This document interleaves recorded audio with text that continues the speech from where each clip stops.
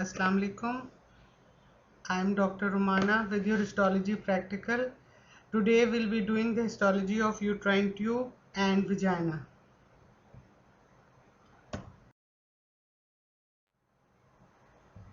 As you all know that the uterine tube or the fallopian tubes, they are two muscular tubes, and grossly when they are seen they consist of three parts: infundibulum, ampulla and isthmus.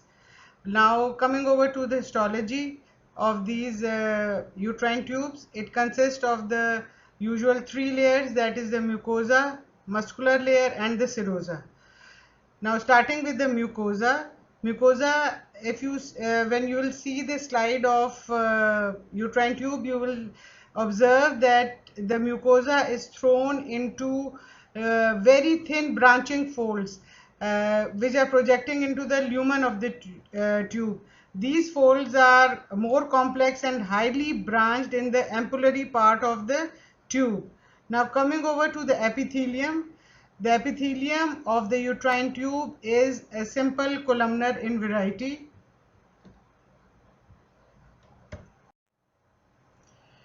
Now the columnar cells which are lining the uterine tube are of two varieties. One is the secretory cells, which are also columnar in shape, but they are called as PEG cells. They have the features of protein secreting cells. They are darkly eosinophilic in staining and they do not bear any cilia on their surface. While the ciliated columnar cell, they are more numerous than the secretory cells, that is the PEG cells, and they bear kinocilia. The kinocilia beat towards the cavity of the uterus. So they will be helping in the transportation of the ova towards the uterine lumen. Now coming over to the lamina propria, it is loose connective tissue with collagen fibers, reticular fibers, fibroblasts cells, mast cell and lymphocytes. The second layer is the muscular layer, which is inner thick layer of circularly arranged smooth muscle fibers and the outer thin layer of longitudinally arranged smooth muscle fibers. So the outermost layer is the serosa, which is a loose connective tissue with blood vessels, lymphatics, and it is bounded by the mesothelium. This is how you are going to see the microscopic picture of uterine tube. In the center, the white areas is showing the lumen with multiple primary, secondary and even tertiary foldings of the mucosa. Lamina propria is extending inside these folds and you can see blood vessels in it, and then the outer layers, that is the muscular layer and the adventitia. In the next slide you will see the more proper labeling of these layers.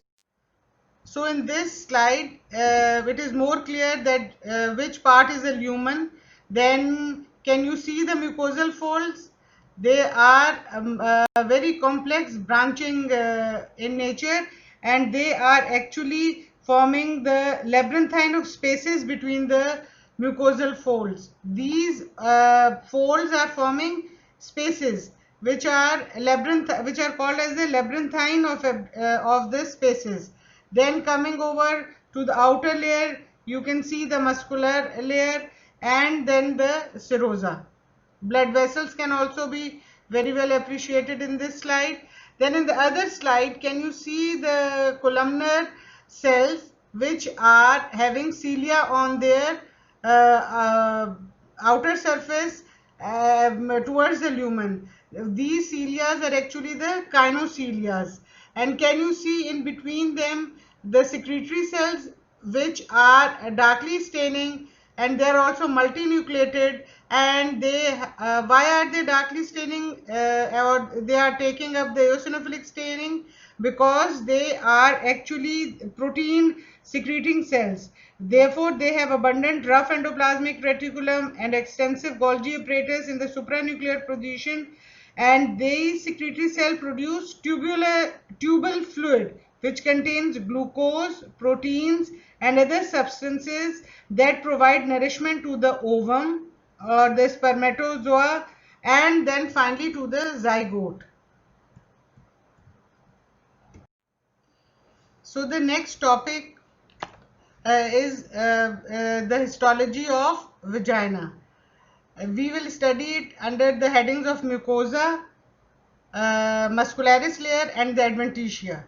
Now the mucosa of the vagina is has got mucosal folds which are transverse in nature, and they are called as rugues. This type of mucosal folds provide increased surface area for extension and stretching. The mucosa consists of two layers: the epithelium, which is the stratified squamous non-keratinized, and the lamina propria. Lamina propria consists of loose connective tissue which is rich in elastic fibers, blood vessels. They are also present in it. Then coming over to the outer layer is the muscularis of the vagina, which consists of smooth muscles, but the arrangement of the smooth muscle is intermingled, and they consist of inner circular and outer thick layer of the smooth muscle fibers along with elastic fibers, blood vessels in between. Now the outermost layer is the adventitia, which is further divided into two parts: the inner layer of dense connective tissue, which has large number of elastic fibers in it, while the outer layer is the usual one, the thin connective tissue with blood vessels and lymphatics. Now please make it clear that the vaginal wall does not contain any glands, and the mucosal surface is lubricated by the mucus, which is derived chiefly from the glands of the uterine cervix.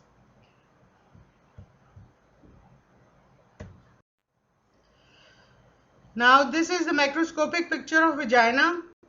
On the left side you can see the mucosa with the multiple layering is present, that is of the stratified squamous non-keratinized. Then is the lamina propria with the abundance of elastic fibers. Then the muscularis layer with the intermingling of the smooth muscles, inner circular and outer longitudinal with elastic fibers, blood vessels. They can be very well appreciated in between the layers. And then comes the outermost layer, which is the adventitia. You can also see that the adventitia is thick. The inner layer of the adventitia is in the arrangement of dense connective tissue, and the outer is a thin loose connective tissue.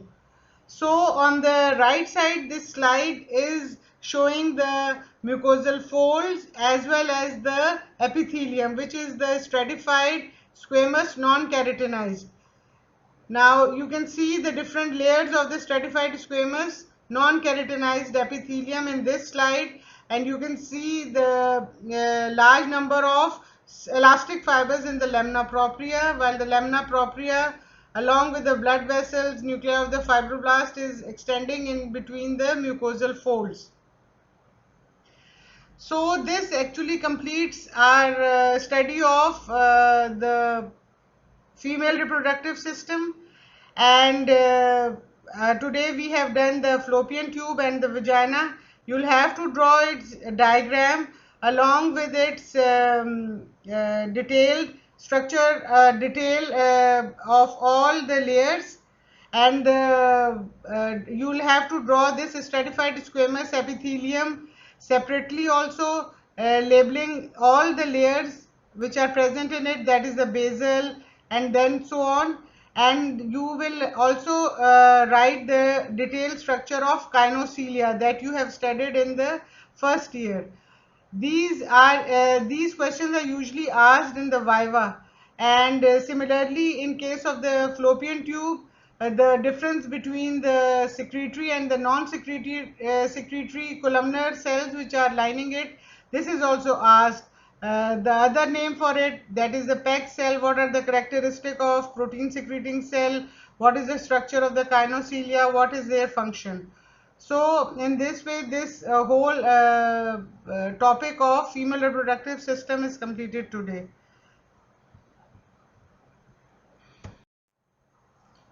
Okay, thank you.